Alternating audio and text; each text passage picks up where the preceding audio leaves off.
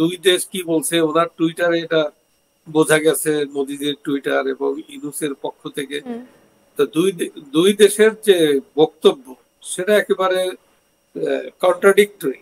এটা কিন্তু ঢাকা যে বক্তব্য দিচ্ছে আর ইন্ডিয়া যে বক্তব্য দিচ্ছে দুই মিটিং এর বিষয়ে, সেটা কিন্তু একেবারে আলাদা, একেবারে ইয়ার কাছাকাছিও নেই তো বাস্তবতা। তো এটা থেকেও বোঝা যায় যে আসলে এই বৈঠক কতটুক ফলাফল দিবে। তবে আমার একটা ধারণা যে এই বৈঠকটা একটা প্রেসারের উপরে পড়ে এই বৈঠকটা হয়েছে। ধরুন মনে করি আমরা যদি মালয়েশিয়ার প্রধানমন্ত্রী আনোয়ার ইব্রাহিম, তার সাথে ইউনূসের সাথে খুব ভালো শরীফ ভাই একটা যেটা বিষয় যেটা ভারতের পক্ষ থেকে বলা হয়েছে, যেটা মোদি বলেছেন যে বাংলাদেশের সঙ্গে একটা গঠনমূলক সম্পর্ক বজায় রাখতে চায় ভারত, একটা সুসম্পর্ক বজায় রাখতে চায়। তো এই সুসম্পর্ক ভারত বরাবরই বজায় রেখে এসেছে, কিংবা হাসিনার সময় যদি আমরা দেখি এই সুসম্পর্কই আমরা দেখে এসেছি। কিন্তু তার পরবর্তী সময় যেভাবে পরিস্থিতি বারবার খারাপের দিকে গেছে, তো এই বৈঠক কোথাও গিয়ে কি মনে হয় কার্যকরী হবে? সেটা বাংলাদেশের হিন্দুদের নিরাপত্তার ক্ষেত্রেই হোক, কিংবা ভারতের সঙ্গে তাদের যে সুসম্পর্ক বা মানুষের মধ্যে বিভিন্ন সময় আমরা দেখতে পেয়েছি ভারতের সম্পর্কে একটা ক্ষোভ, একটা রাগ, একটা বিদ্বেষ, সেটাতে কোথাও গিয়ে কি প্রলেপ পড়বে, কি মনে করছেন? আমরা আমাদের বক্তব্যটাই কিন্তু আমরা ঠিক মতো আনতে পারছি, কারণ বাংলাদেশের সাথে সবসময় ইন্ডিয়ার ভালো সম্পর্ক কার সাথে? সেনাবাহিনী পরিচালিত সরকারের সাথে না, এই জঙ্গি জিহাদি সরকারের সাথে, একটা ডেমোক্রেটিক্যালি ইলেক্টেড গভর্নমেন্টের সাথে ইন্ডিয়া কি করবে, কি বজায় রাখবে, সেইটাই ওখানে ইয়া করা হয়েছে, বলা হয়েছে। এই জঙ্গি জিহাদিদের সাথে সুসম্পর্ক এটা কিন্তু বলা হয়নি, আমরা ওইটা ভুলে গেলে চলবে না। তো বিষয়টা আমি ওইদিকে, আমার মনে হচ্ছে যেটা ইট ইজ মাই অ্যাজাম্পশন, যে মোদিজি কোনো একটা চাপের উপরে পড়ে তার সাথে একটা দায় সারা গোছের একটা মিটিং করেছে, সেটা যে একেবারে সারা পৃথিবী বলবে যে হ্যাঁ সে একটা নোবেল লরেট, সে এত রিকোয়েস্ট করতেছে তুমি একটু বসবাই না, এমন হতে পারে না। আমার মনে হয় এরকম একটা পরিস্থিতির কারণে মোদি বসে তারপর তার যা বলার সে কথাগুলো বলে দিয়েছে, যা সবসময় বলেন সেই কথাগুলোই বলা হয়েছে। আর ইউনূসের পক্ষ থেকে যা তারা সবসময় বলে সেইগুলোই বলছে, তারা তাদের পক্ষে যে কথাটা যায় ওইটাকে সুন্দর সুন্দর করে তারা ন্যারেট করছে, তাদের ইউনূসের প্রেস সেক্রেটারি বা তাদের আরো ফরেন সেক্রেটারি। তো এগুলোকে আমি এই বৈঠকের আমি আসলে কোনো ইয়া খুঁজে পাই না। এটার অন্তঃশ্বাস শূন্য বৈঠক, এটা লোক দেখানো বৈঠক, এটা আমার ধারণা। শরীফ ভাই, এই যে সুসম্পর্ক, এই সুসম্পর্ক পরবর্তীতে ঠিক কোন কোন দিকে লাভবান হতে পারে বাংলাদেশ, কিংবা ভারতের অবস্থান ঠিক কি থাকবে, বা হাসিনাকে নিয়েও তো আলোচনা হয়েছে, সেই বিষয়গুলো যদি একটু বলেন। আমি তো সুসম্পর্ক এবং আলোচনার কোনো আউটপুট দেখছি না।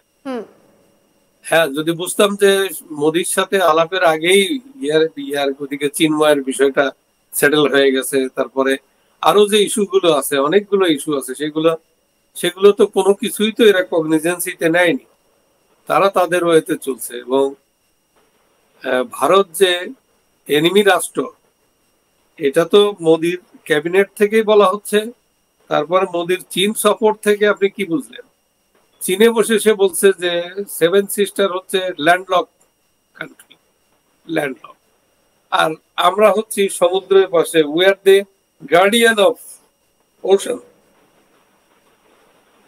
মানে এই ইয়ার কথাগুলো তো বোঝা যায় যে সে ওখানে কি বার্তা দিল চীনে, আবার এখানে মোদির সাথে বসে সারা পৃথিবীকে, আমার মনে হয় যে বিশ্ববাসীকে কিছুটা আহাম্মক মনে করছেন কিনা উনি, সেইভাবে চলছে। এরকম একটা আমার কাছে এই বৈঠকের কোনো অর্থ আমি খুঁজে পাচ্ছি না তো কোথাও, কোনো রেজাল্টও তো হলো না। ধরুন কোনো একটা চুক্তি হতে গেলে, যেমন যে গাজায় যুদ্ধবিরতি হয়ে গেল, তারপর একটা রেজাল্ট পাওয়া গেল, মানুষ মুক্তি পেল, ইয়ারা ইসরায়েলি বন্দিরা মুক্তি পেল। এখানে কি দেখলাম, এই এত এত বড় একটা বৈঠক দীর্ঘ 8 মাস পরে, ধস্তাধস্তির পরে যে একটা বৈঠক, সে বৈঠকের আউটপুটটা কি, এটা তো আমি খুঁজে পাচ্ছি না। এই বৈঠকের ক্ষেত্রে কোথাও কি শারিফ ভাই মনে করছেন এই যে হাসিনা প্রসঙ্গ যেটা উঠে এলো, হাসিনা প্রসঙ্গ, তো এই হাসিনাকে বাংলাদেশে ফেরানোর কি চেষ্টা করছে ইউনূস মোদির সঙ্গে কথা বলে? এটা কি অন্যতম উদ্দেশ্য হতে পারে? হাসিনাকে ফেরানোর কথা মানে সে সাহস করে কিভাবে, এটাই আমি বুঝতে পারছি না এই আলোচনা। তো যা হোক, সে তো সাহস করছেই, করে যাচ্ছে, অনেক কিছুই করছে। চীনের সাথে ধরুন ওখানে কি বলছে, এখানে কি বলতেছে, এর বিষয়টা কি একেবারে আমার একটা মনে হচ্ছে যে সে মনে হয় কি আমার, আমি দেখছি যে সে তো রাজনীতিবিদ না। একজন রাজনীতিবিদকে কিন্তু একদম সফিস্টিকেটেড এবং টপ মোস্ট ডিপ্লোম্যাট হতে হয়। ডিপ্লোমেসি না থাকলে সে রাজনীতি কি করবে, সে দেশ কিভাবে চালাবে? তো সেই দিক দিয়ে আমি তো দেখছি যে সে একেবারে, আমার মনে হচ্ছে যে সবকিছু ঘোলাই ফেলছে এবং লেজে গোবর লাগিয়ে ফেলছে।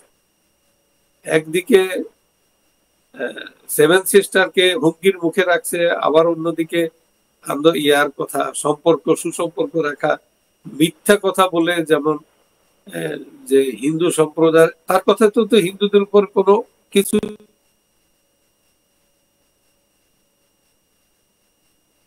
হয়নি। কিন্তু আমি তো একটা স্ট্যাটিস্টিক্স দেখলাম, 441টা মন্দির বাড়ি ঘর হিন্দুদের আক্রান্ত হয়েছে এবং ভাঙছে, ধ্বংস করা হয়েছে। তারপরে কত মেয়ে যে শিকার হয়েছে। এখন তো হিন্দু নেই, এখন তো হিন্দু ছাড়াও সাধারণ মেয়েদেরকে আমরা দেখলাম ইয়াতে যে একটা মেয়েকে ধর্ষণ করে তারপরে তো সে মারা গেল মাগুরায়। কি ঘটনা ঘটলো! মেয়েরা তো ঘরের ভিতরও নিরাপদ নয়। তো এই যেখানে পরিস্থিতি একেবারে অ্যাগ্রাভেটেড, একেবারে মানে এটা কোনো মানুষের শাসন, এটা সভ্য সমাজের শাসন এখানে নেই।